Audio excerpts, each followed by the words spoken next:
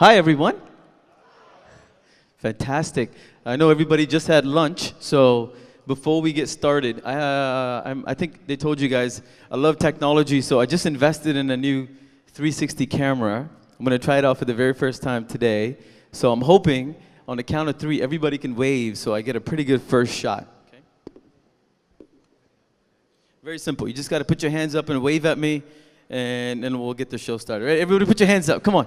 Get some of that lunch exercise. Okay, 1, 2, 3, go ahead, wave. Okay, and you can scream too if you want. That's okay too. Let's get that energy out. Awesome. Thank you for introducing me. Really appreciate it. My name is Satish Bala. I've had a fun time in Brazil. My name gets auto-corrected to Bullet all the time. So that's been exciting to learn that. So a little bit about myself. I'm going to talk about bootstrapping for success today. I've got 30 minutes and countdown. So I've been a serial entrepreneur my entire life. I was born in India, and then I moved to Singapore when I was 4 years old. And then I spent most of my early life in Singapore. And as you can imagine, being a young Indian family leaving India going to Singapore, we were pretty poor. So I lived most of my life craving for money, craving for things, but never having enough. So you always learn how to do a lot with very, very little from a very early age.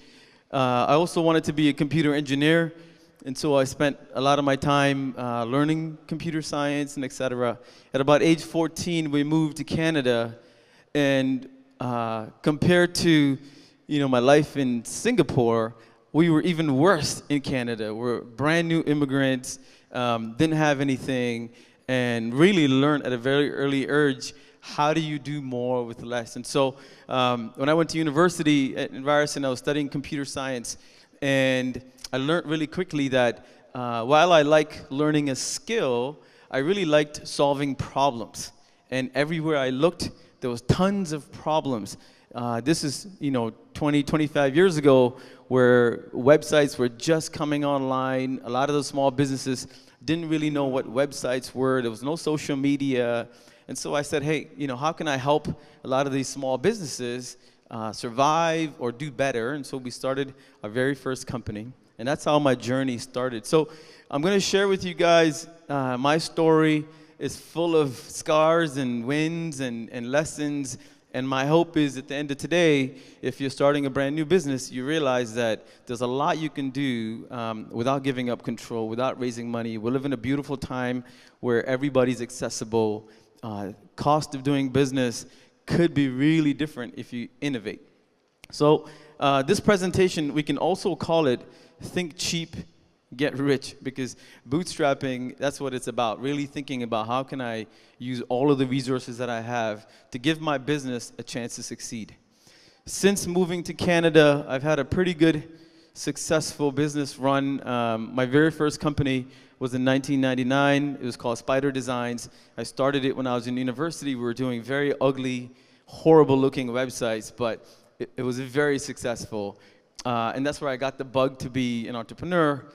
After that, I started a company called New Age Consulting, and this was when e-learning, ERP systems, and data science was just starting to become important. So we wanted to help some of the big guys learn how to understand their data and really maximize it. And so that was in 2006 that I sold that company, and then I started the last company, which is Blue Band Digital. And again, the problem we were trying to solve is so many companies didn't really understand how to use online technology, didn't know how to build cultures that were technically driven, and help marketers and CMOs use the best of technology to build a company. That company I sold in 2017. Those are my notable successes. On the right side, I have 100 companies that didn't work out. Everything from my own bow ties to recruiting. We got into marketplaces. And the reason I'm sharing all this, you'll see, since selling my company, I wanted to focus on helping the Canadian tech industry flourish a little bit more. We're just at our infancy. A lot of the great VCs that are in Toronto or in Canada still have a very old school mindset. They don't understand the SaaS model. They don't understand customer acquisition. They don't understand that some of these businesses won't be profitable for a long time because you're learning how to do a market fit. And so we thought, well, why don't we create a micro incubator, pre-seed, maybe a super angel network that could help some of these early companies get into the game. And so that's what I've been doing. I've got 4 or 5 companies that I'm actively involved in. The first one is called rescloud.com. We're an online VPN internet securities company. The second is called vp.net, and we're hosting an infrastructure company that powers a ton of SaaS companies out there. Verse Music is something I started 2 years ago, trying to help create a marketplace where musicians anywhere in the world could actually find each other and make money. And we've got some really exciting traction in that company. And there's a few others. In addition to all of this, I also work with the university in Ryerson to help incubate a science incubator where we're working on ideas, everything from cancer research to growing food in space. So a lot of different variety of things going on. Some of the companies that I've had the pleasure to work with, some really big global titans that we've helped bring them to Canada or help them grow their business. And so I've been lucky enough over the last 20 years to be really well trained in launching all of my companies. And I fundamentally believe in bootstrapping because for me, it creates a really interesting culture when you start with zero. And I'm going to play you guys a little video and then we'll continue.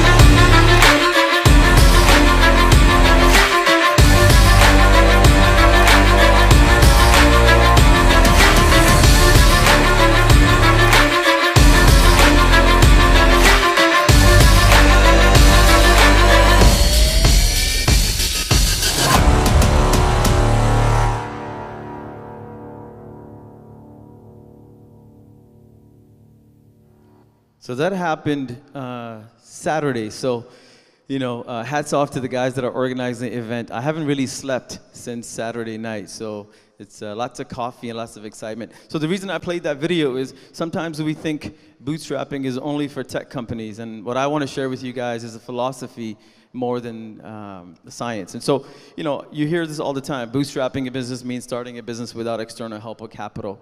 That's great. That's one version of it, but it also sort of minimizes the way you think, because as soon as you get a little bit of money, you think, oh, I don't have to bootstrap anymore. And then a lot of the mistakes that people tend to make as soon as they raise money starts to happen as soon as you raise money. So for me, bootstrapping is more of a belief system. So bootstrapping is about making the right decisions that allows you to have a longer financial runway and give yourself a chance to succeed. That changes the philosophy, right? Because whether I raise money or not, or if I raise $50,000, $100,000, $1 million, my focus is not to start spending. My focus is to look at what decisions am I making every single day in my business? Who I hire, what furniture I get, how do we market ourselves? What customers do I need? What products do I sell? How do I make the right decisions so all of those things could have a chance to go to market and be successful? And it's a big shift and difference. We've seen so many companies that, you know, think bootstrapping, and then as soon as they get their first little bit of money, they burn through it really quickly because somebody gave them a check and the mindset changes. So for me, bootstrapping has always been a philosophy. A few key things that I talk about when I talk about bootstrapping. Number one, you know, I don't know about Brazil, but in Canada, there's still not a lot of money. So, you know, very few companies get funded. So in the lack of investment and friends and family, you really are bootstrapping pretty much every company you start. The other thing that I think bootstrapping really helps you do is from day one, you start to think about the hustle, the instincts, right? Because you don't have the luxury of a bank account full of money. You can't just, you know, make mistakes and hope you can catch up, because from the very first day, you start to think about, well, what am I going to do to address the purpose of my business? The third thing that's really interesting when you start with a bootstrap mindset is from day one, from the very first day, you have to think about the customer. You have to focus all your attention on what is my product, what is the fit, and does the customer really get it? Because you don't have the chance to pivot and repeat and try and fail and innovate because you don't have the capital to do that. And so it builds a really interesting character, it builds a really interesting culture. The other thing that helped us a lot, and when we were building our music SaaS model, is we start with a really big plan, 50 features, hundreds of options, and then you realize you can't build them all because you're not funded. So very quickly, thinking about bootstrapping allows you to streamline the product roadmap. You very quickly go, okay, what can I take to market? What would the customer buy, whether they pay you or they pay you in terms of memberships and signups? And what feature sets do I need to start doing that as fast as possible versus building this giant thing because somebody gave you a bunch of money? And the last thing, which is really important, is when you're bootstrapping, everything you think about comes back to how do I get things right? Because you have to start thinking about the right step for the right customer for the right market from the very first day. I've seen so many companies that have a very beautiful PowerPoint presentation.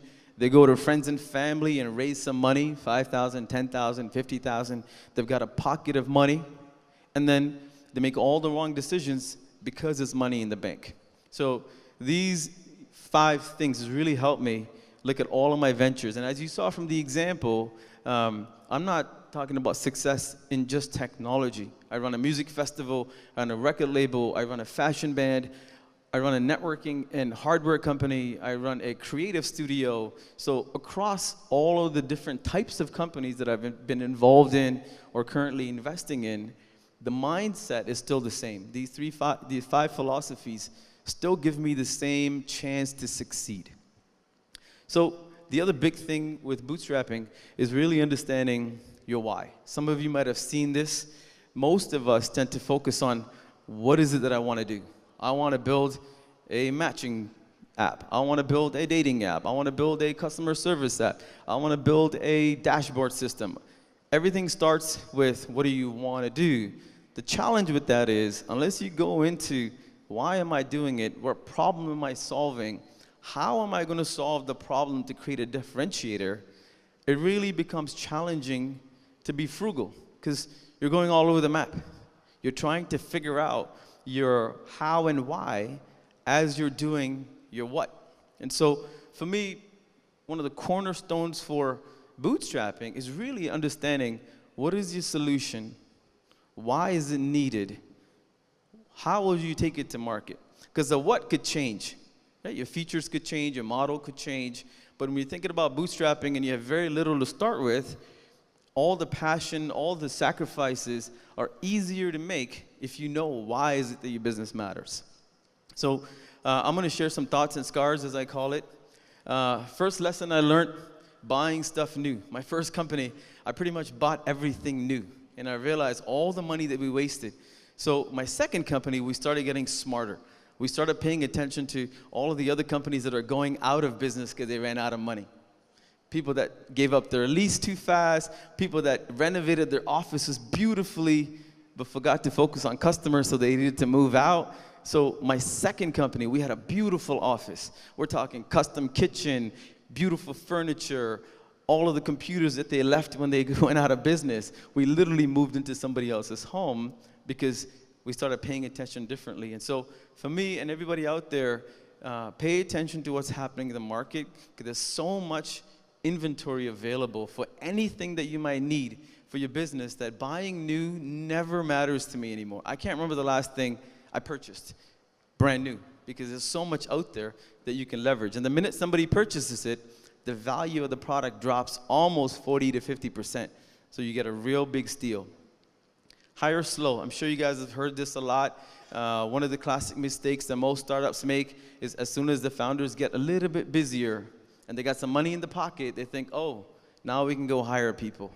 It is one of the classic mistakes because hiring people has a lot of other hidden expenses. Training, you can't focus on work anymore because you're training somebody else to do their job. If you hired the wrong person and you have to fire them, there's cost to fire. And so I always tell all my startups, let's push as long as we can so that the benefit of hiring more people gives us room to innovate. Not just room in terms of time, but if I as a founder could fire or hire somebody that can give me new time that I didn't have, then it makes sense, right? So take your time in hiring.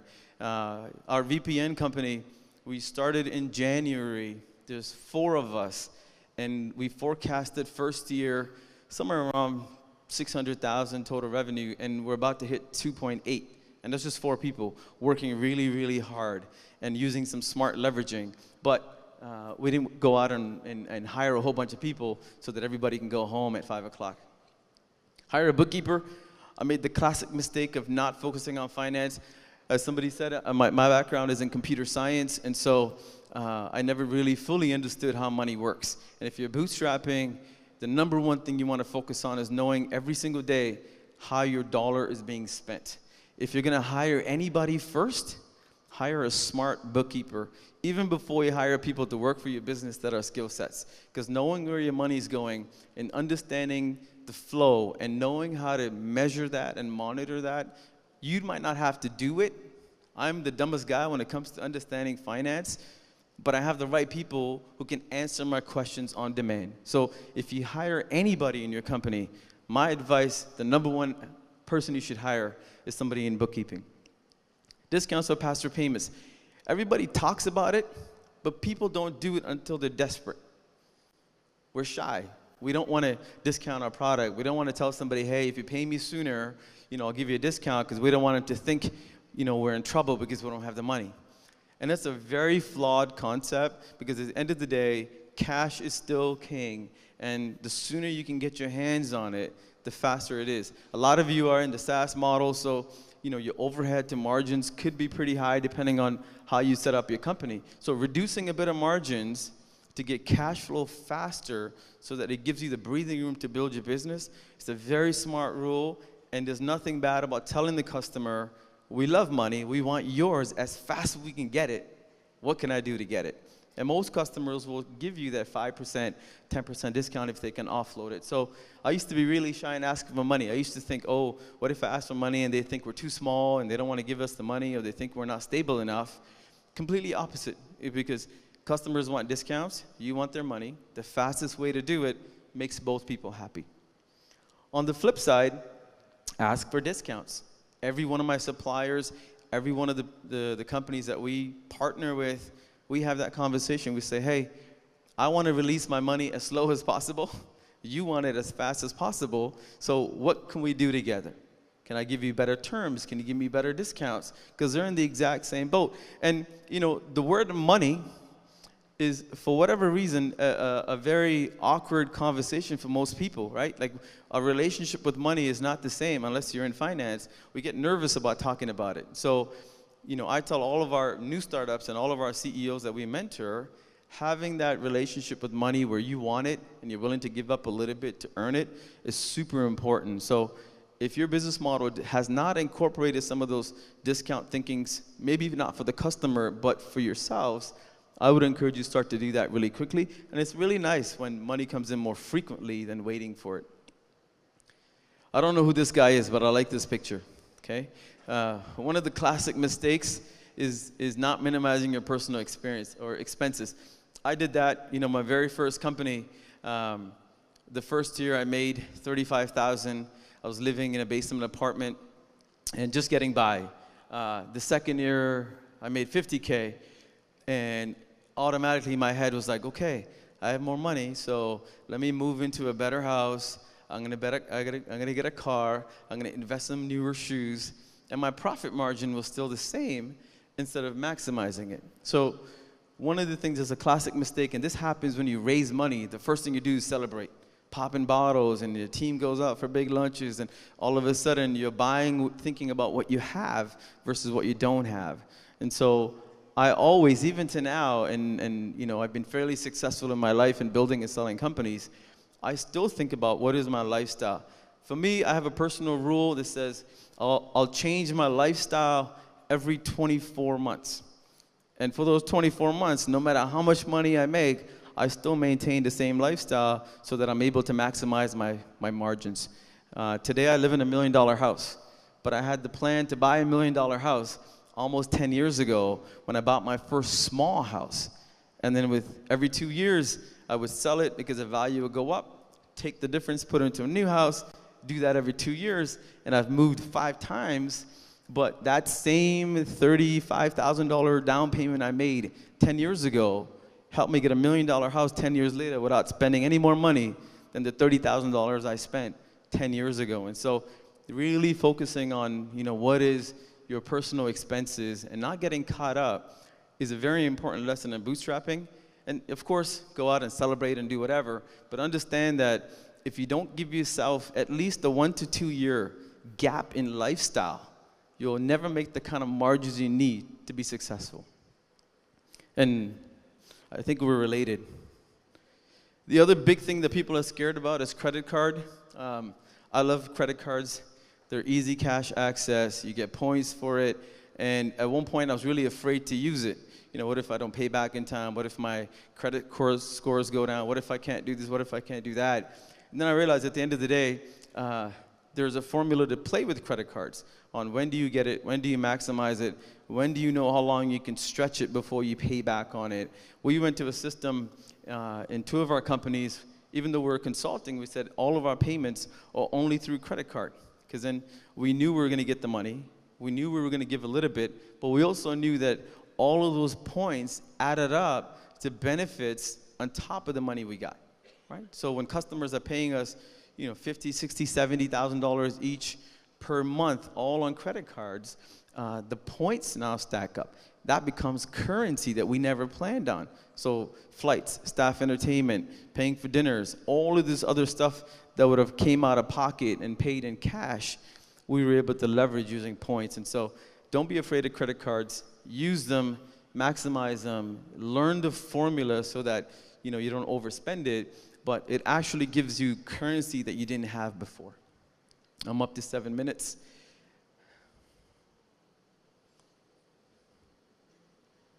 So the new trend in the last 3-4 years in Toronto, co-working has become really a big thing, which is fantastic because when I ran my first 3 or 4 companies, you couldn't coexist. You had to rent, you had to sign up for a 3-year lease, you had to get all the furnitures, et cetera, et cetera.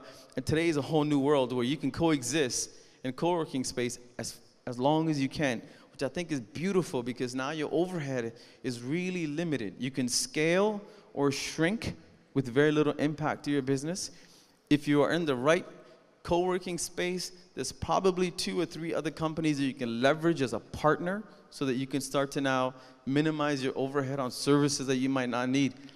We were in a co-working spot that had an SEO company, a media buying company, and an app development company. Immediately, those are 3 services that I could offer my client and never had to hire anybody to do it. We will use their services, we'll pay them for it, but we would never have to hire those kind of services. And so for me, co-working is an incredible place. Even if you are 50, 60, 100 people, having a co-working opportunity introduces you to new possibilities and new opportunities that you can't get being in your own little world. And your staff benefit because now they get to be around different people that they typically won't experience if they only come to work for you. So I've got some parting thoughts, a few minutes to go.